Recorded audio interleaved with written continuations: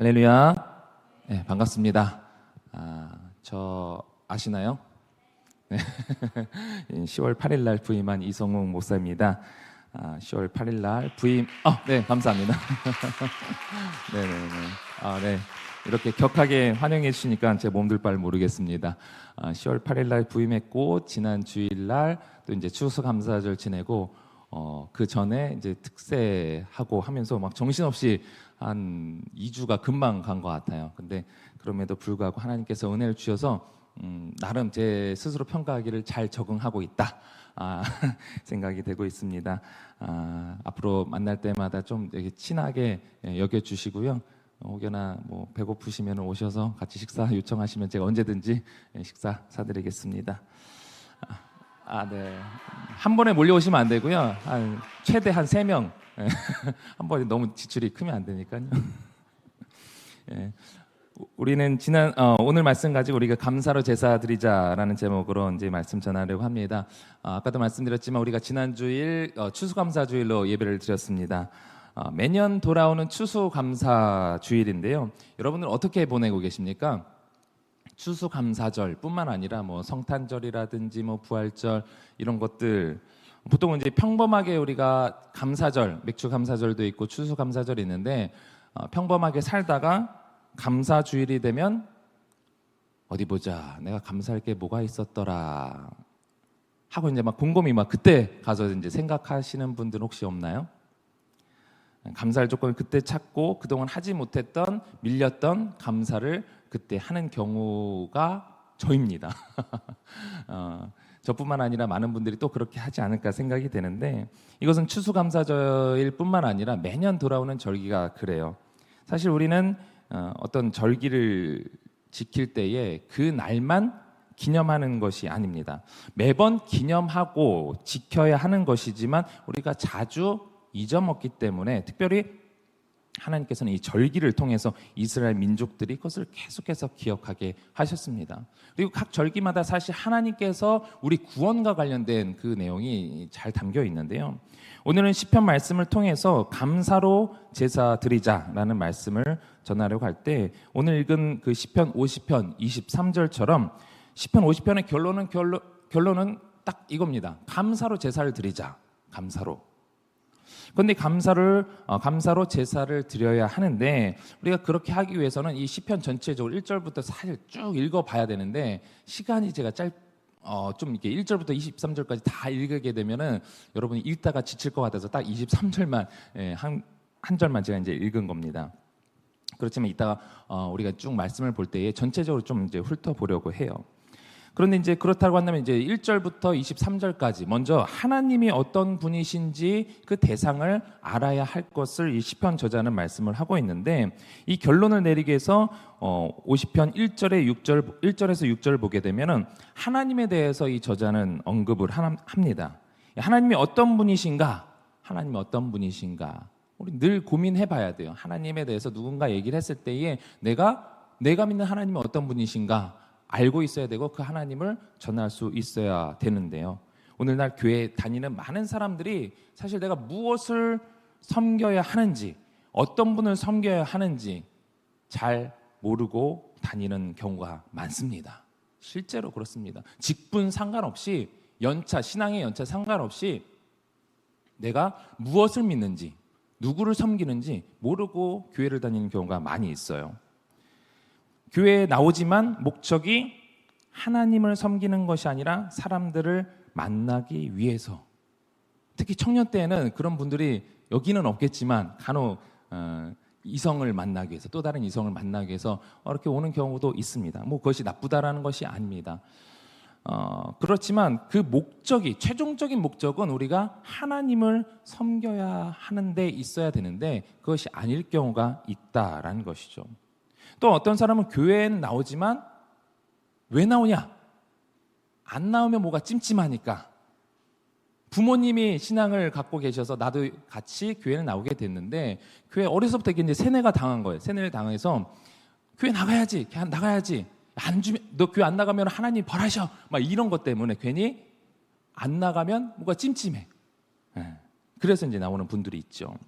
그래서 그들에게 있어서 정확히 무엇을 믿느냐, 당신의 예배 대상은 누구냐라고 했을 때에 정확한 예배의 대상이 없는 경우가 많습니다.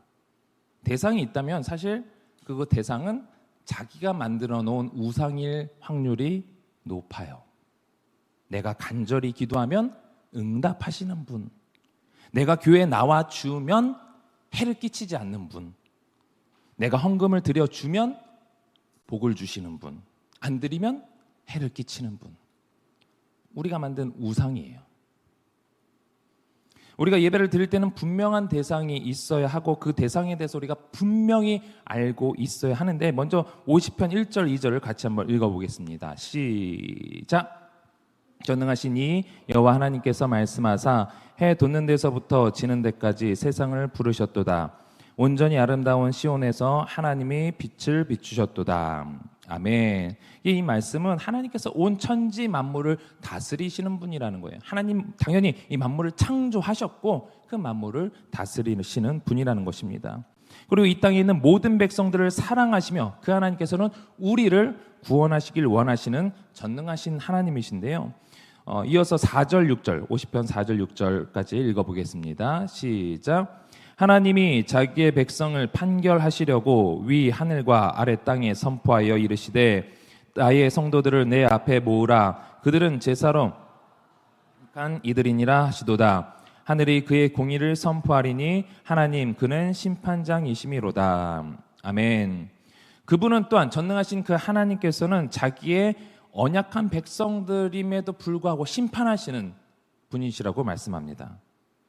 이렇게 전능하시고 또 창조주 되시지만 또 심판장이신 하나님을 우리가 올바로 알고 있다면 우리는 그 하나님을 함부로 대할 수 없습니다. 그 하나님을 내가 속일 수도 없다는 것을 알아요.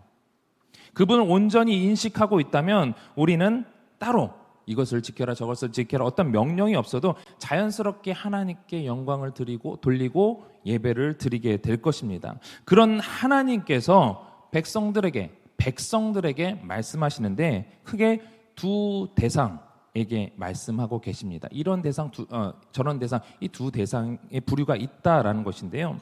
첫 번째로는 형식주의자에 대해서 경고를 하시는 겁니다. 형식주의자가 뭘까요? 형식은 갖춰서 뭔가 하기는 하는데 형식은 다 갖췄어요. 그런데 그 속에 알맹이는 없는 사람이 형식주의자죠. 정확한 대상이 없다라는 것입니다. 흔히 이제 종교적인 습관으로 예배를 드리는 사람이라고 볼 수가 있는데요. 하나님을 섬긴다 하면서 예배를 드리고 또 제물도 드리고 하지만 단지 그 형식만, 예배 드리는 모습만, 제물을 드리는 그 모습, 그 형식만 있는 사람인데요. 여러분들은 어떻습니까? 우리가 형식주의자처럼 매사에 그렇지는 않겠지만 일시적으로 우리의 예배가 형식적일 때가 있다라는 것을 제 스스로 제가 느껴요. 몸만 나와가지고 예배 드려야지 했는데 특히 이제 저는 이제 교역자다 보니까 이거 신경 쓰고 저거 신경 쓰고 예배 드릴 시간이 없다라는 핑계로 그냥 주일 하루가 이렇게 지나갈 때가 많이 있습니다. 그리고 또 이제 뭐 사례비가 나오게 되면 이제 헌금을 드리잖아요. 헌금을 드리려고 하면은 한 주간에 이제 헌금 액수를 찾아서 인출해서 헌금 봉투를 찾고 11조 봉투 찾고 그래서 11조 얼마, 감사 헌금 얼마, 뭐 주정 헌금 얼마 하면서 다 봉투에 이렇게 담아요. 제가 어떤 마음으로 담을까요? 네, 기도하는 마음으로 담아야 한다는 것을 알고 있습니다. 11조를 준비하면서 하나님 제게 주신 이 모든 것이 다 하나님의 것인데 이 11조를 드림으로 인해서 내 모든 것이 하나님의 것임을 인정합니다. 주 뜻대로 사용하여 주옵소서. 감사헌금을 준비하면서 하나님 내게 너무나 많은 감사한 일들을 허락해 주셨습니다. 감사합니다. 이렇게 해야 하는데 그러지 못할 때가 간혹 있다라는 거예요. 아무 생각 없이 10,000원짜리, 50,000원짜리 한 장, 두 장 세서 헌금 봉투에 넣고 아무 생각 없이 헌금함에 넣고 아무 생각 없이 이제 봉헌기도 축복기도 하실 때 또 그 기도 그냥 받고 그냥 그렇게 넘어갈 때가 있다라는 거예요. 저만 그렇습니까? 여러분 아니신가 봐요. 아닌데 괜히 우리가 길지만 한번 50편 8절에서 13절 한번 읽어보도록 하겠습니다. 시작. 때문에 너를 책망하지 아니하리니 내 번제가 항상 내 앞에 있음이로다. 내가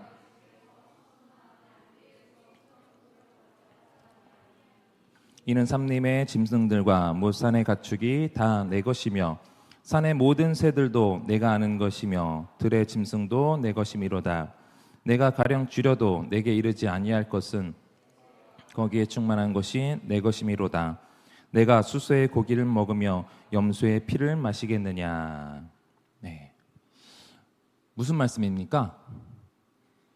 너희들이 드리는 그 제물, 그거 가지고 내가 뭐 책망하고 그런 거 아니야. 책망거리도 안 돼. 너희들이 드리는 제물은 항상 내 앞에 있잖아. 너희들 항상 드리잖아. 근데 그거 너희들이 드린다고 하는 그거 실은 다 하나님 거잖아. 내 거잖아. 만물이 다 내 것인데 너희들이 나에게 제물을 드린다고 해서 그거 가지고 내가 배부르고 하는 거 아니라는 겁니다. 하나님이 먹을 것이 없어서, 돈이 없어서 우리에게 제물을, 헌금을 바라시는 것이 아니라는 거죠. 당시 제사를 드릴 때에는 제물의 그 의미는 자신의 삶 전체를 하나님께 드린다라는 거예요. 또한 백성의 정결 예식, 속죄제라든지 속건제, 그리고 하나님과 사람, 또 사람과 사람의 화목을 위한 것과 관련이 되어 있어요. 당시 제물을 드릴 땐 그런 의미로 드립니다. 그런데 신약 시대를 살고 있는 우리는 예수님께서 친히 희생제물이 되셔서 그분의 삶 전체를 우리 대신 드리셨어요. 또 우리를 위하여 대신 십자가에서 피를 흘리심으로 우리의 정결 예식을 완성시키셨죠. 계속해서 우리는 죄를 짓기 때문에 계속해서 제사를 드림으로 인해서 우리를 정결하게 해야 하는데 그 모든 것을 예수님께서 단번에 드리심으로 우리 정결 예식이 완성되었습니다. 그리고 우리로 하나님과 화목하게 하신 분이세요. 그렇기 때문에 우리는 더 이상 이 희생제물로 제사를 드릴 필요가 없습니다. 그러니까 오늘날 우리가 드리는 헌금은 이 구약시대의 희생제물과 똑같이 생각을 하면 안 되는 것이죠. 다만 하나님께서 친히 우리의 구원을 위해서 이루신 것에 대해서 우리가 해야 하지만 우리 스스로 할 수 없기 때문에 예수님이 십자가를 통해서 이루신 그 구원의 은혜에 우리가 할 수 있는 것은 감사입니다. 감사. 내가 해야 되는데 할 수 없는 건 계속 반복적으로 해야 그나마 조금 하나님 보시기에 정결 다 조금 인정할까 말까 하는데 그렇게 완성시킬 수 없는 것을 예수님께서 다 완성시키신 거예요. 우리가 그것을 믿고 감사하는 것, 그것만 말고는 우리가 할 수 있는 것이 전혀 없습니다. 우리의 구원과 관련해서는 전혀 할 수가 없어요. 그런데 이렇게 감사의 마음으로 드려야 할 헌금을 우리가 불손한 태도로 드릴 때가 많다라는 것이죠. 저처럼 아무 생각 없이 드리는 경우, 또는 그냥 습관적으로 드리는, 또 어떤 사람은 이 헌금을 뇌물 정도로 생각하기도 합니다. 뇌물이라는 것이 뭡니까? 개인적인 유익과 혜택을 위해서 주는 금품이죠. 내가 이만큼 드렸으니까 드린 만큼 나를 더 신경 써 주시겠지, 내게 어떤 혜택이 돌아오겠지. 우리가 여러분들 나이 때는 아직 뭐 뇌물 주고 뭐 이런 것은 없겠지만 우리가 뉴스나 드라마 상으로 이제 많이 보잖아요. 뇌물 왜 줍니까? 그 대상자가 뇌물을 바래서 뇌물을 줘요. 그리고 뇌물을 줌으로 인해서 그 사람은 뭐 현금의 어떤 이익을 취하고 그의 어떤 영향력으로 나에게 어떤 혜택을 받기 위해서 우리가 뇌물을 주는 거죠. 근데 우리가 이 뇌물과 같은 마음으로 헌금을 드리는 분들이 간혹 있다라는 거예요. 그래서 하나님은 이렇게 말씀하실지도 모릅니다. 12절 말씀을 이 속된 말로 표현하면, 야, 내가 그지냐? 혹시 내가 배가 고프다고 해도 너한테는 얘기 안 한다. 그리고 이 모든 만물, 다시 말하지만 다 내 거야, 다 내 거. 네가 뭐 하나 조금 드린다고 해서 내가 더 풍성해지고 쪼들리고 뭐 이런 거 아니라는 말씀이시란 겁니다. 그럼에도 불구하고 우리가 그런 마음으로 드리고 있다고 한다면 엄청난 실수를 하고 있는 거죠. 이런 형식적인 혹은 잘못된 동기를 가지고 제사를 드리는 사람들에게 하나님께서 이렇게 말씀하십니다. 50편 14절 15절입니다. 시작. 감사로 하나님께 제사를 드리며 지존하신 이에게 내 서원을 갚으며 환난 날에 나를 부르라. 내가 너를 건지리니 내가 나를 영화롭게 하리로다. 아멘. 하나님께서 우리에게 원하시는 것이 무엇이냐? 감사하는 마음이라는 것입니다. 감사하는 마음. 그래서 우리의 생각이 바뀌고 하나님께 이렇게 저렇게 살겠다라고 감사하기 때문에 우리가 다짐하면서 그대로 살아가는 것이죠. 환난 날에 우리가 부르짖을 때 하나님께서 우리를 건져주시는 것은요, 하나님의 영광 위에서 하나님께서 당연히 하실 일입니다. 왜 날 안 구해주세요? 이렇게 부르짖을 때 하나님께서는 다른 방법으로 여러분을 구원할 계획을 이미 갖고 계시다는 것을 믿으시기 바랍니다. 단지 그 과정에서 내가 뭘 했기 때문에, 우리가 갈급할 때 헌금도 더 드리고 새벽 예배 더 작정기도 하고 해가지고 더 많이 이렇게 뭔가를 하잖아요. 물론 그 자체를 하나님께서 기뻐 받으십니다. 그렇지만 그 마음 가운데, 그 중심 가운데 내가 이렇게 했으니까 그거에 마지못해서 하나님께서 이렇게 해주시겠지라는 마음은 하나님을 잘못 알고 있다라는 거예요. 내가 더 해드렸다고 해서 헬리콥터 보내주고 안 했다고 해가지고 그냥 구명포트 이렇게 던져주고 그러신 분들이 아니라는 사실을 기억하시기 바랍니다. 두 번째로는 뭔가 잘 하고 있다라고 생각하는 사람입니다. 보통 이제 신앙에 연식이 있는 경우죠. 하나님의 율법은 알지만 하나님에 대해서 잘못 알고 있는 사람입니다. 하나님께서 말씀하시려고 하는 이 대상, 두 번째 대상에 대해서 하나님께서는 좀 과하다 싶을 정도의 호칭으로 부르시는데 50편 16절입니다. 시작. 악인에게는 하나님이 이르시되 내가 어찌하여 내 율례를 전하며 내 언약을 내 입에 두느냐. 네, 누구에게는이라고 하고 있습니까? 악인에게는. 악인이 어떤 사람이에요? 악한 사람이죠.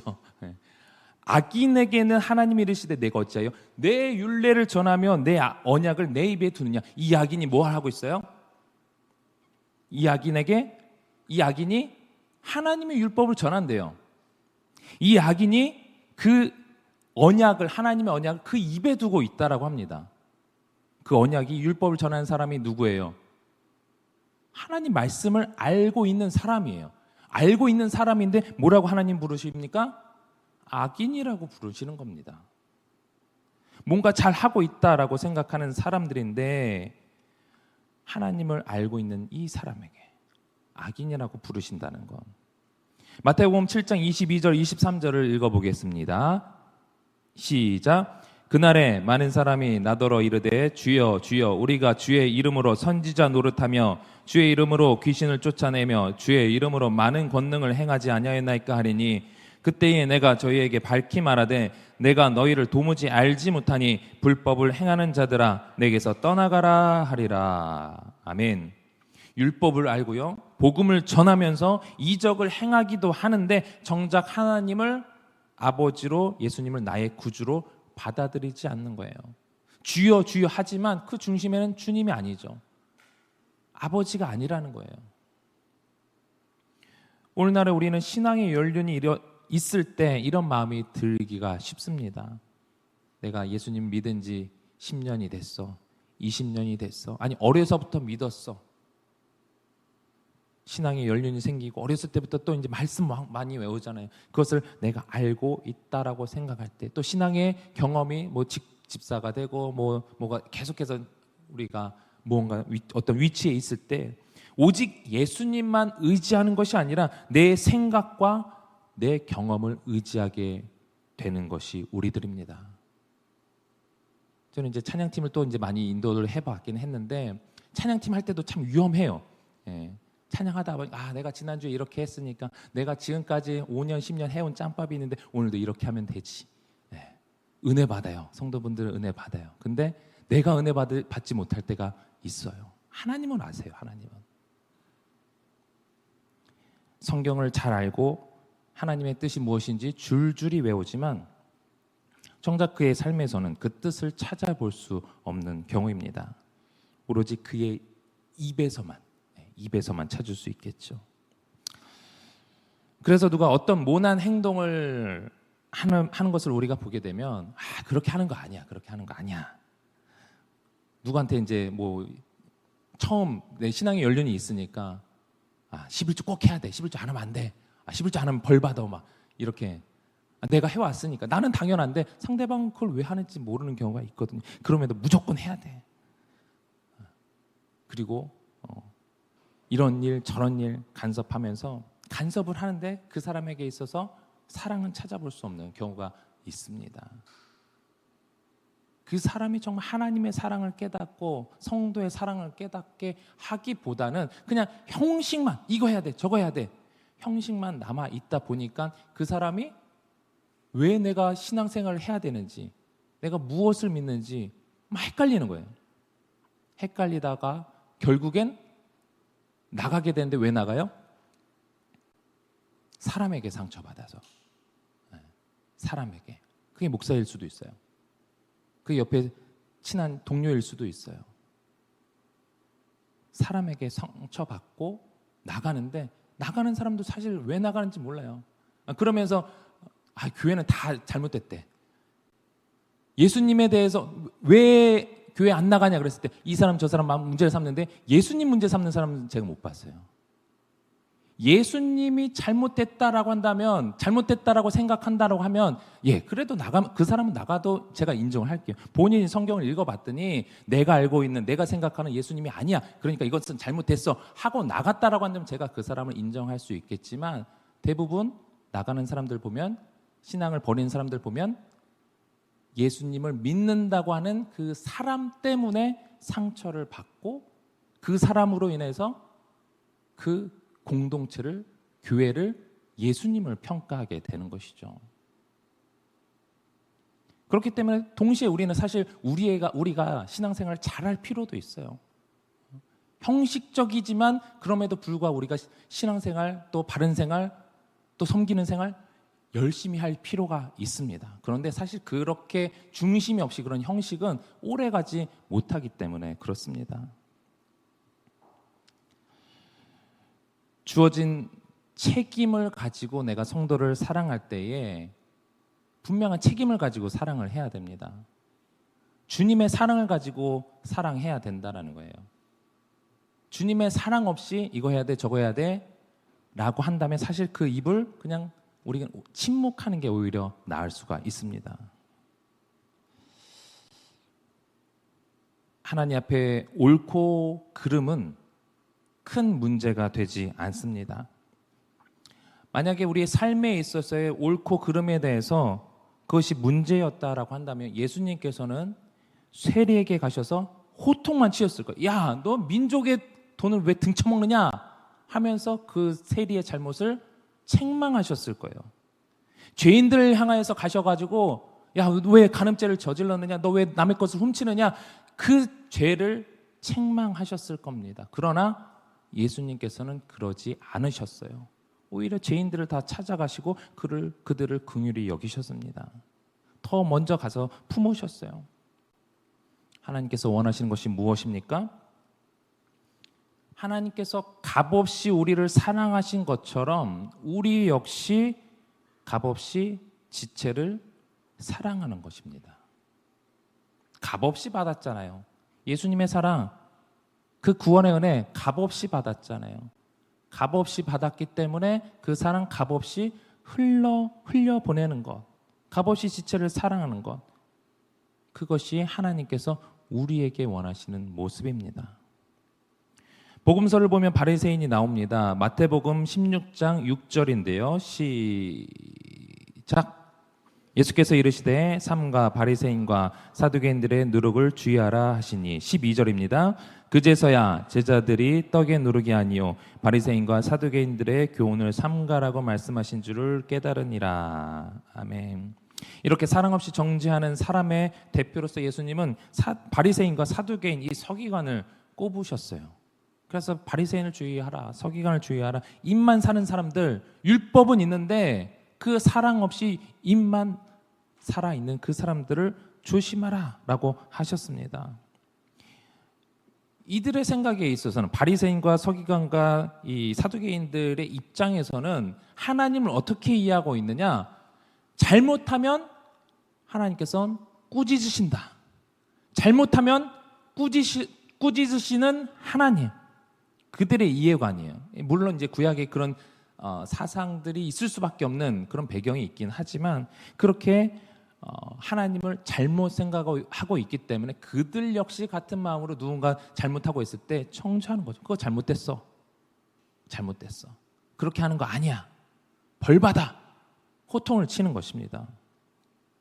그런데 하나님께서 왜 그렇게 호통을 치실 수밖에 없었는지 그 하나님의 마음은 그들이 깨닫지 못했던 것이죠. 이렇게 하나님을 오해하고 그렇게 행동하는 자들을 하나님께서는 악인이라고 부르시는 것입니다. 21절 말씀, 시편 50편 21절 말씀 읽어보겠습니다. 시작. 내가 이 일을 행하여도 내가 잠잠하였더니 내가 나를 너와 같은 줄로 생각하였도다. 그러나 내가 너를 책망하여 내 죄를 내 눈앞에 낱낱이 드러내리라 하시던도다. 예, 이들을 악인이라고 부르는 거예요. 혹시 여러분들 중에서도 하나님을 내가 뭔가 잘못하면 시시콜콜 따지시며 책망하시는 분으로 알고 계시는 분은 혹시 없으십니까? 우리가 늘 고백하잖아요. 하나님은 어떤 하나님? 사랑의 하나님, 긍휼의 하나님. 그 의미가 무엇인지 그냥 사랑의 하나님 할 때 막연하게 생각하지 마세요. 사랑의 하나님, 값없이 우리를 무조건 사랑하시는 하나님이시란 것을 기억하시는 여러분들이 되시길 바랍니다. 내가 여러분들이 뭐가 잘나서 그냥 두시는 것이 아니라 사랑하시기 때문에 참으시는 거예요. 우리가 돌아오리라 믿으시기 때문에 참으시는 거예요. 그렇지 않고 바로 심판하셨다라고 한다면 이 자리에 남아있을 사람 저 포함해서 아무도 없어요. 그렇기 때문에 혹시 이 자리에 그래도 나는 잘하고 있어라고 생각하는 분이 있다면 다시 한번 생각해 봐야 돼요. 내가 어떤 존재인가? 하나님은 어떤 분이신가? 여기서 언급하지 않은 사람이 완벽한 사람인데요. 그러나 성경은 말하죠. 의인은 없나니 하나도 없다. 의인이 없다라는 거예요. 하나님 기준은 의인은 절대로 없어요. 혹시 내가 완벽하다 생각하시는 분은 교만한 거, 하나님 입장에서 교만한 건데 교만은 패망의 선봉이라고 잠언 16장 18절은 분명히 말씀하고 있습니다. 그래서 결론이 무엇이냐? 감사로 제사 드리는 자가 하나님을 영화롭게 하며 자기 행실을 바르게 하는 자에게 하나님이 구원을 보이신다. 하나님께서는 다시 한번 14절의 내용을 반복하시면서 오늘 우리가 읽은 23절로 결론을 내리시는데 먼저 22절부터 한번 읽어보겠습니다. 시작. 하나님을 잊어버린 너희여 이제 이를 생각하라. 그렇지 아니하면 내가 너희를 찢으리니 건질 자 없으리라. 우리가 범할 수 있는 실수는요, 하나님을 안다고 믿는다고 하지만 실제로는 형식만 남아있지 하나님을 잊어버린 경우예요. 여러분들이 예배 가운데, 삶 가운데 하나님을 의식하면서 살아갈 수 있게 되기를 축원합니다. 또한 하나님 어떤 분인지 분명히 아시길 바라요. 이것이 우리의 신앙의 기초로 있어야 되는 것입니다. 창조주 되시고 전능하신 그 하나님. 그렇지만 결국엔 심판하시는 하나님이신데 우리가 심판을 넘어갈 수 있는 이유는 예수님의 은혜 때문이죠.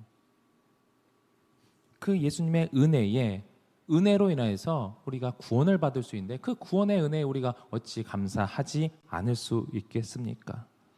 그런 하나님을 온전히 알고 예배할 때 우리가 어떤 마음을 드려야 하느냐? 23절입니다. 시작. 감사로 제사를 드리는 자가 나를 영화롭게 하나니 그의 행위를 옳게 하는 자에게 내가 하나님의 구원을 보이리라. 아멘.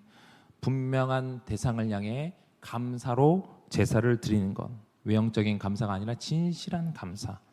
하나님 우리에게 값없이 풍성한 은혜를 주셨고 우리는 그 은혜를 누리고 있습니다. 그럼에도 불구하고 그 은혜 자체만 생각하고 그 은혜를 베풀어 주시는 그 하나님 본체를 우리가 생각하지 않을 때가 있는데 당연히 받는 것으로만 내가 구하면 그냥 받는 것으로만 생각하는데 혹은 불치병 걸렸다가 신유의 은혜를 받고 회복하는 듯한 그런 이벤트성으로 큰 거 아니면 우리가 은혜가 아니다, 난 은혜 못 받았다 생각하는 경우가 있는데, 그럴 때는 어떤 뭐 큰 기적을 우리가 이제 경험한 사람들 사실 주변에 있잖아요. 근데 제 주변에 그런 사람들 간혹 보면요, 그 결과가 하나님께 영광을 돌리는 것이 아니라 그 사람에게 돌리는 경우가 사실 많이 봤어요. 참 위험한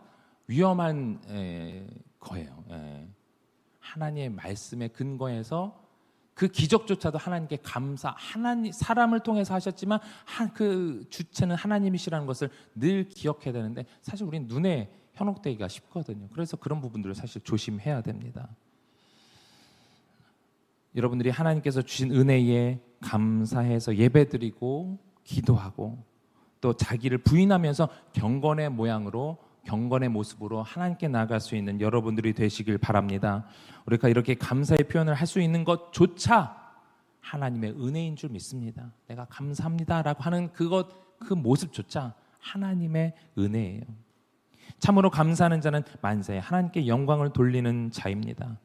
여러분들이 예배 드리는 거 있는 것 자체가 참으로 감사하다는 거 기억하시고, 죽을 수밖에 없는 우리를 예배하는 존재로 품어주신 은혜, 구원을 베푸신 그 은혜에 감사할 수 있는 여러분들이 되시길 바랍니다.